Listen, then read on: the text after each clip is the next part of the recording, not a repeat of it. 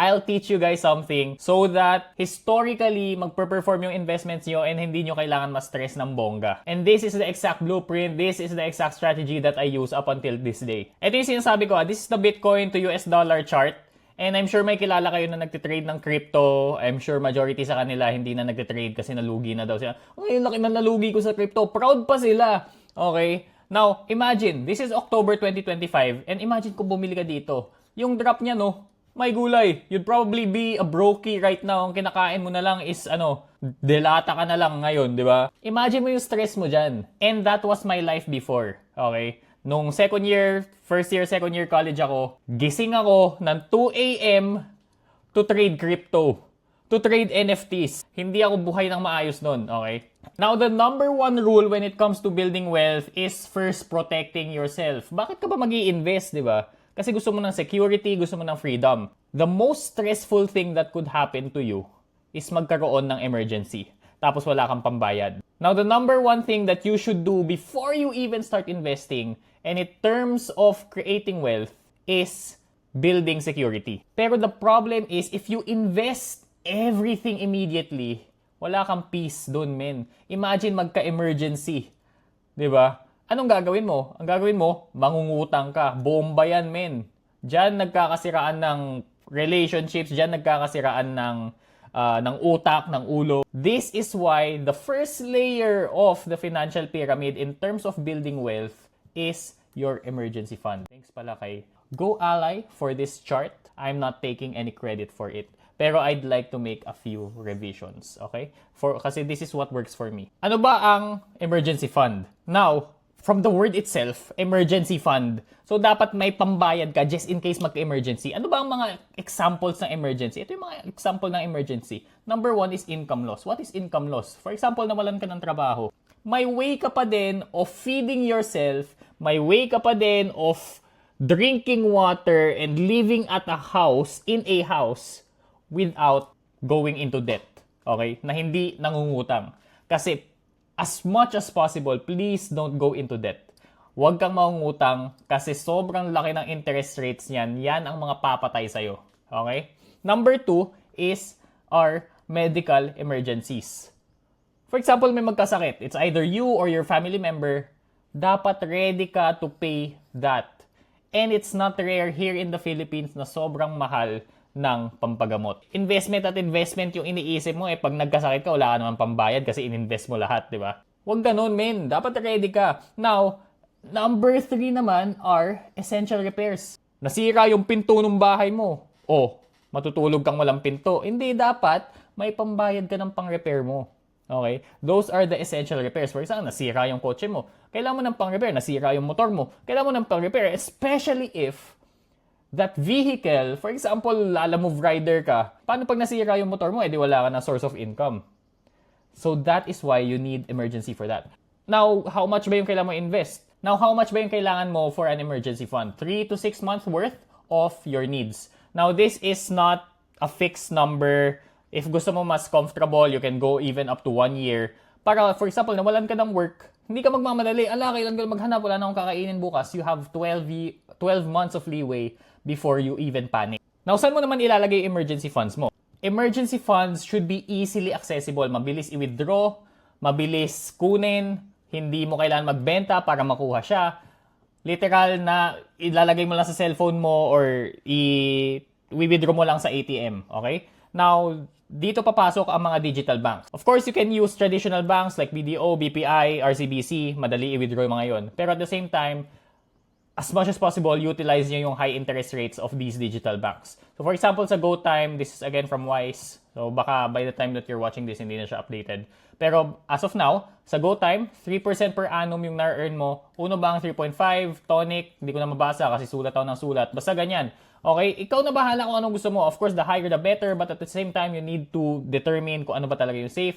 Now, I personally use GoTime for my EFs kasi yun yung madali sa akin at maganda yung app nila, di ba? Ang dali gamitin, tapos ang dali mag-transfer in and out. So that's what I've been using. Okay, amazing. Meron ka ng emergency fund, wala ka ng utang. So protected ka na, well protected ka na for any emergencies, any unexpected repairs, di ba? Mga ganun. Now, this is where I would start to disagree with GoAlly. Actually, especially in our age, kasi again, I'm making this for you guys. I assume you guys are young, mga under 30s.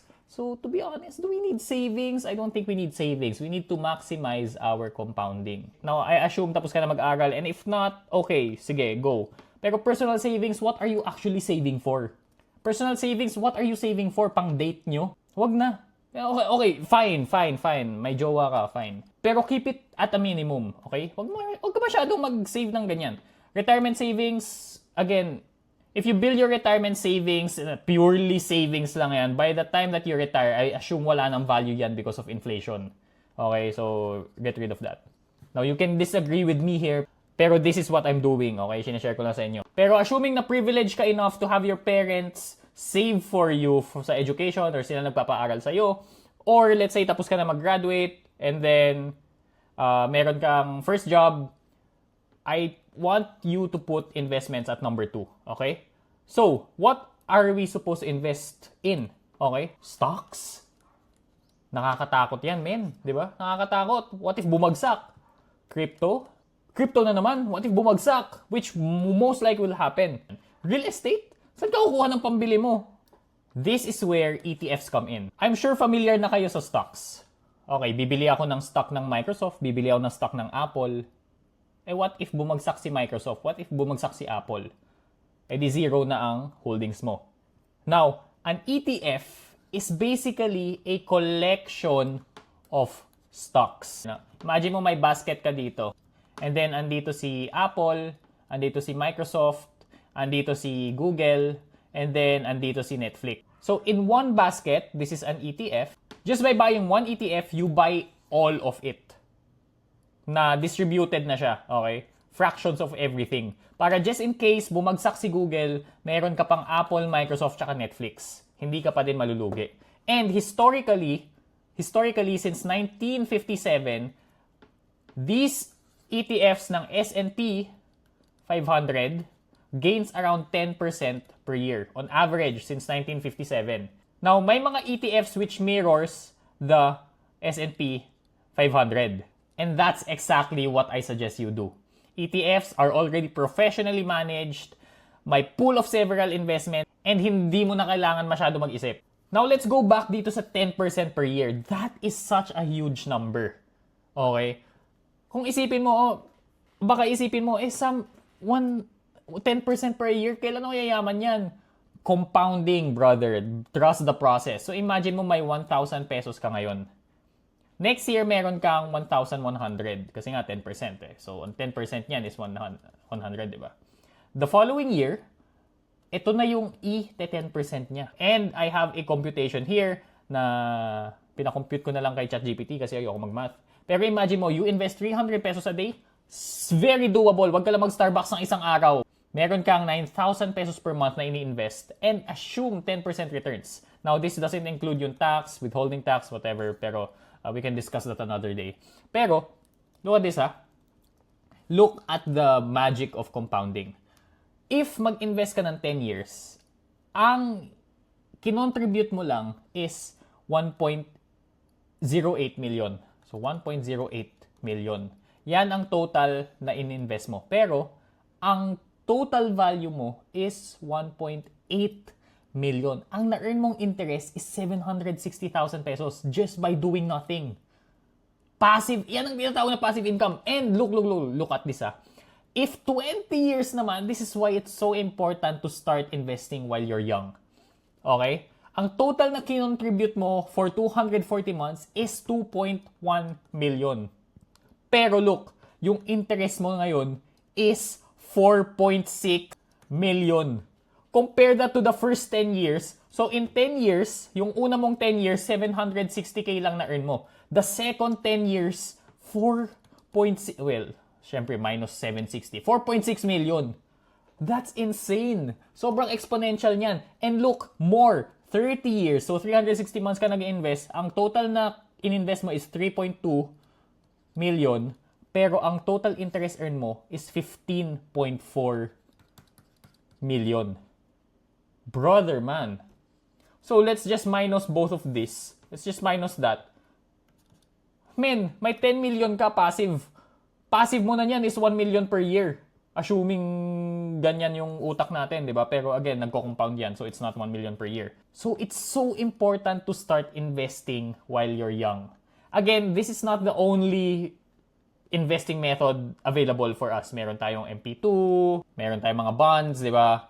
Pero kasi when it comes to easiness, and personally, my portfolio, it's always the S&P 500. Now, that's not the only way that you should invest. Okay, now meron ka ng S&P 500 na ETF. Pero don't stop there. Also invest on yourself. I said this sa previous video ko, also invest in yourself. Kasi the more money that you have, the more you're gonna make money. Again, ano ang 10% ng 1,000? 100. Ano 10% ng 1 million? 100K. So imagine kung may 1 million ka, edi 100K agad kinita mo, di ba? Pero again, this 10% is not always like that. Okay, volatility yan, minsan bababa, minsan naakat. Pero again, we're looking at history here, okay? Yung average niya, and that's the best tool that we can actually use. So, again, since 1957, it's 10% on average. So, how do you buy S&P 500? How do you buy ETFs? Now, personally, this is not sponsored, but I use GoTrade. Again, not sponsored to, not sponsored. Referral link ko nasa bio, may $2 ka doon pag ginamit mo yon. Pero you can choose not to kung ayaw mo sa akin. Again, I'm just sharing what I know, okay? And you can buy ETFs through that. You guys can comment down below if you guys want an actual tutorial on GoTrade itself. Pero nabubuhay ka everyday na may cellphone, kaya mo na i-discover yan. Pero, ayan, kung gusto mo ng tutorial, just let me know in the description below. Yun lang, bye. Like, comment, and subscribe if ayaw nyong mamatay na brokey.